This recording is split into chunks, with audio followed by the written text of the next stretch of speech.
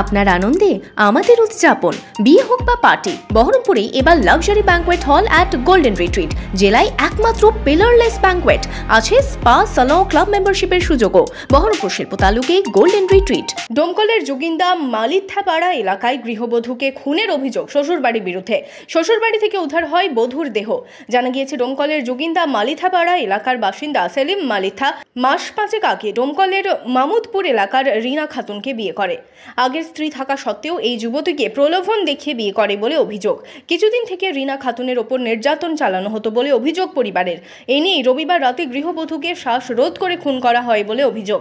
মেয়েটার আমি প্রথম বিয়ে দিই কাটাপাড়া মোহনপুরে। আচ্ছা, টাকা পয়সা খরচ করে বিয়ে দিই। বিয়ে দেওয়ার পরে ওখান থেকে যোগিন্দা মালিথা পাড়ার ছেলে সেলিম মালিথা, সে যে কোনো প্রলোভন দিয়ে বারকে নিয়ে যায়।